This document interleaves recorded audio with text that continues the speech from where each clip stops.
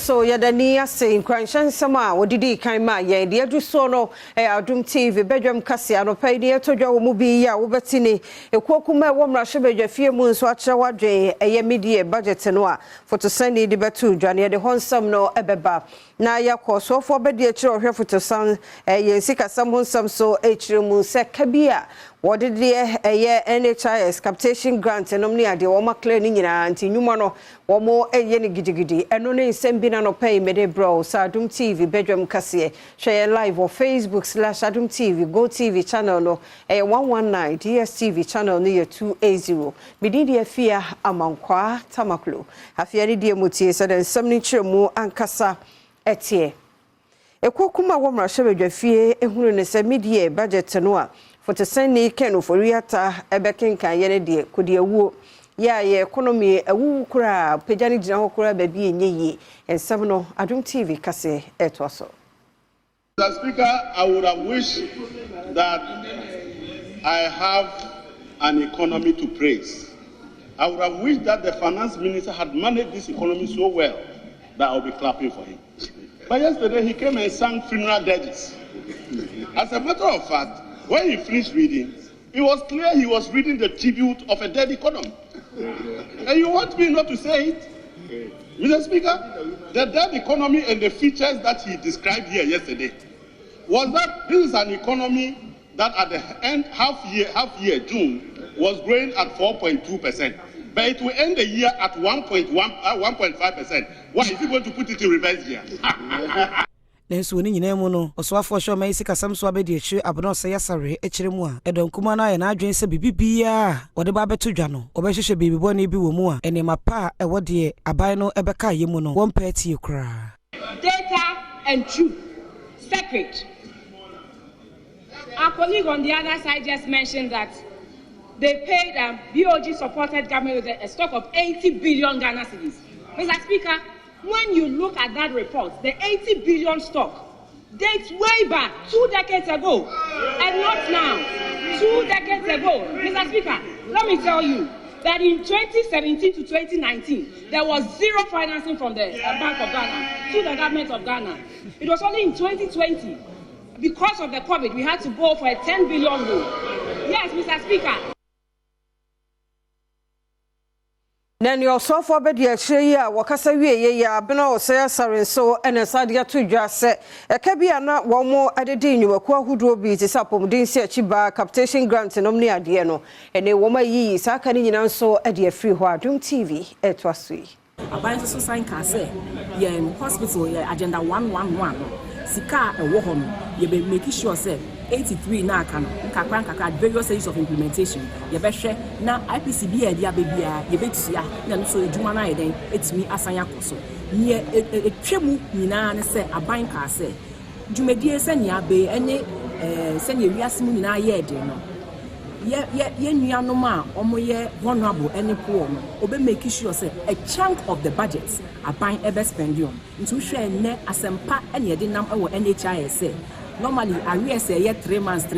and you tia arrears in if you amaka 1 month per ye tia we share capitation grant e dey my mo free e wo school e mo mutimi e touch up ni sanima nyina aban so aye enwachi osaika de to aso se aban de hihye ye gu akwamu a enwumekwa wodo en sha aban ase a ewiase ahokira abanti wo mo adwuma ekofom no wo beboa wo mo no atimi apagya mu biem yeah you stabilize your money on my address ni esese ye hwe ye ni ye 6 months ya kere se le din hihye be ba ama edi mpuntuo aba impuntuo ni bi ni se ankrankra adwuma ebetse ye be hye mu kina na afeso so ya boa na megunu na omo wonsa na adwuma mpese o mankasa omo hia support se ye de boa na ye yi nkofo bebre free unemployment market nso ya hwe so na ya ye ne sa Enkoko Sports Stadium dwumadie bia mpanifo di si woni so sanko mo beye ye jato wono mo sa mene ya meka say de obi de adane abrofuo ya wono mo edua wo mo abro wo so den Adom kase abapra akoho etwaso afempene dunsia entobomo no Ghana mampanyi na dan kwakufu ado edit wo manfo wo nkoko anim se obesi nkoko Sports Stadium ama wo mo Asabeye na omanfo behunu se odi ne bohye so nti wode ho contract ma obi a ohyase so woye enso obi nim de ba ye na contractor no eja adwuma no ekoye ne senti watchman ya wono na ehye adwuma no eso de park no ado abura sese wokọ aburu na esisi so ye nti omanfo wo nkokọ enkanka ene wo mu a etai Okwawu United Football Club no echi ebuafu yie pa de woka ne saban emamaye Sports Stadium no ema wo mo sebayi a Okwawu United fo betimi enya baabi ede aye training na eso beba mfaso ede ama wo mo ye tete se stadium no obi adokase adua banchi aburo any body and ye keka ho na mi bisa se enti ahemfo ewo Okwawu area ha ana ahemfo o man hene nso wo Okwawu area ha ekodo asase na aye afuo em se ye de mpanimfo nim ho bi se mpanimfo nim ho bi obi mfase kan wura stadium no mu se o de kodo afuo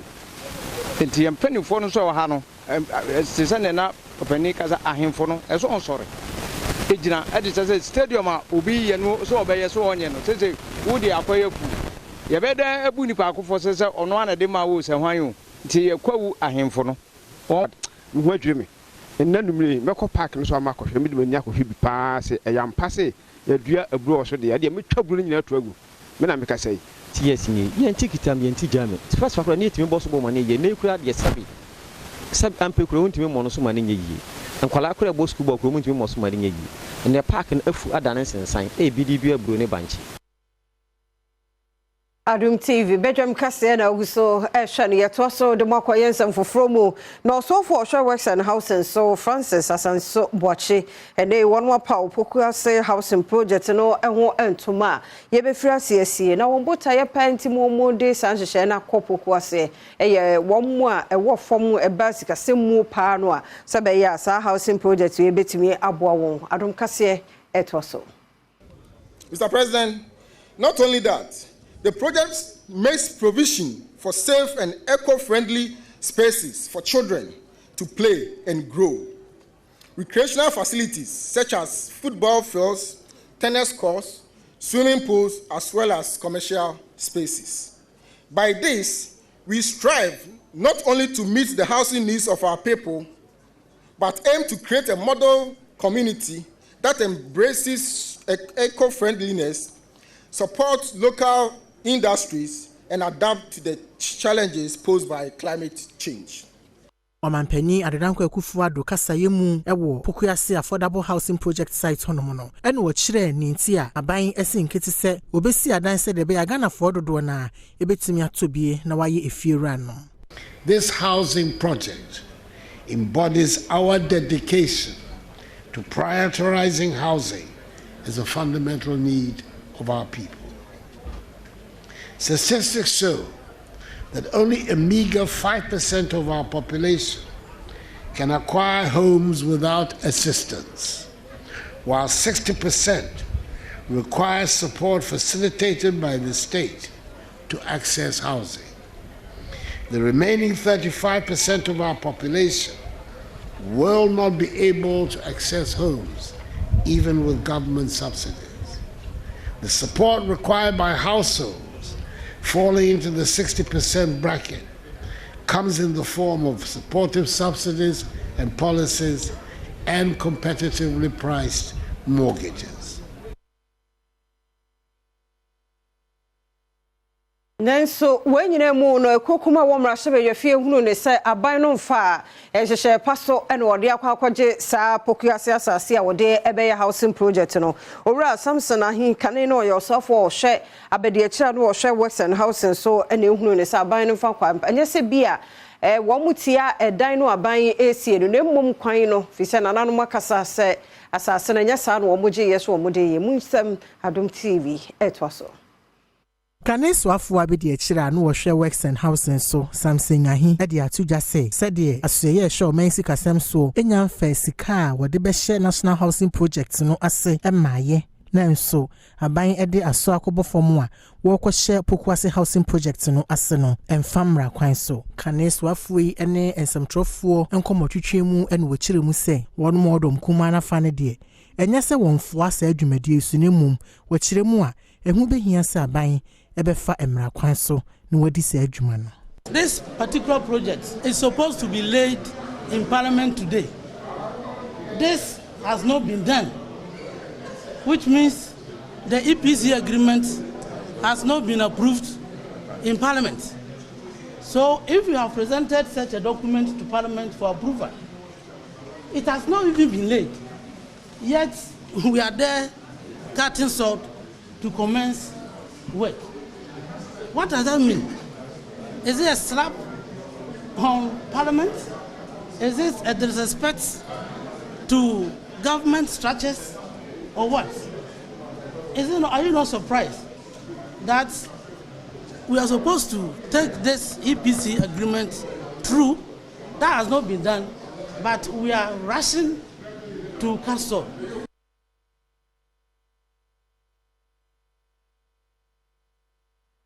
Entini nyina mu no nananom ne ade hye wopoku asese emfa ho se ye twa ahoma mu so wo ba besie de wo mo beye bia na nokura da die na wo wanya won sase ne de wo mbeye asase na nkasa no case no wo court e wo court a ye contest asem no e wo court eno ntina ye ka kire president enura say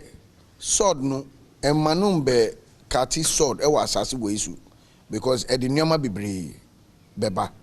but yati say o kati sword no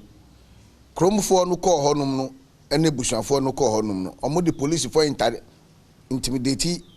nkrofo na ma amachi afia ma hini mu ni nyama de akọ police station okade to aso say aban hye se de odi asase ne ye no obi wo kromo bia ebenya so emfaso yeah lawyers any campaign for omo arrange omo say fitre ne ekosi tama ye be free asase no bebi a ye be fa bia asase no be ba ka ebusuan no ensem no e be abeka ebusuan ensem because ye nim say free titinu say Gold Coast abrofofo no be di asase no enye nkruma time na ye di asase no Godisburg mu time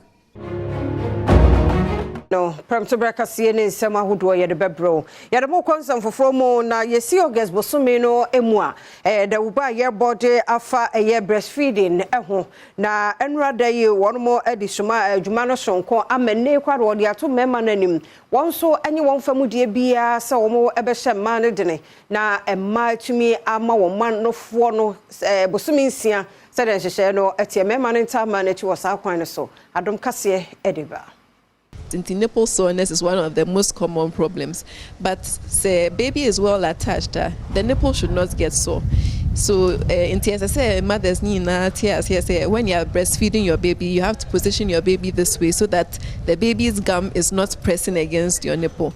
Apart from that, say when you have nipple soreness, another problem that can happen is breast infection. You have mastitis. So some mastitis, no, but apart from breast soreness, no. But who say why shikakra and a water and who say no function emba papa. But all of this is a problem with positioning and attachment. So when you have a problem where the hospital doors are always open, bit me aba na you know akasa. And Rachel and Cynthia Hagan are Deputy Director of Nursing Services. Kolibua banya resabia enso de adesrede to aban panyimfo nyina animu se wonya hyehye se de beya emema nso woyere no mu ewo a obetumi age paternity leave say awofo no dine che se be ma no nso ka ho nti be ma ne se no se oba no ewie na boso miensa na nka okọ edwuma no na nka be ma no so ebeji leave emre bi ama se oba no ukọ edwuma otumi chichi enufo no ehye fridge mu be ma no so betimi e de ama akola no ono so atoya so na je se ono so de ma akola na se be ma no so no anka ono so agi leave a owo fie o o di se edwuma nti anka ebetimi aye mra bi policy bi beba aboa se emema no so ye be ma won we de be kan se paternity leave anka no so beboa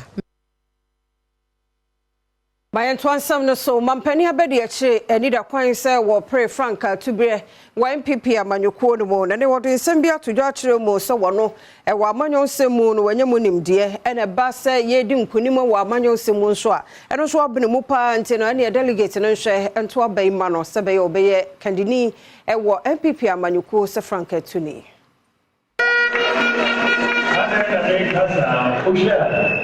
my running mate 4 times. 2016, 2020. 4 times. And just say, meaning form. My changing Ghana in 4 elections. I know the ground. Party no marketing me across for over the last 16 years. Every election they are running me. And yes, sir. And in Ruby and Ghana, Dr. Badwam and say and yes, sir. What we are Dr. Badwam we will experience the political. Wasan editor delegate nenim se womo hwe se ombeka omo abom na campaigns ahodo a womo ebeye no womo hwe se metu makao ene yeye ka ho no womo yimfrim for election 2024 ye hiam kabupa ye hiam kabu enti na mimi ya be campaign no me kasantia obiao me didi obia tem because me say ye we campaign here you say na ya kabu akwa pre ajijumi yeah the real enemy is FDP enti me kasantia obia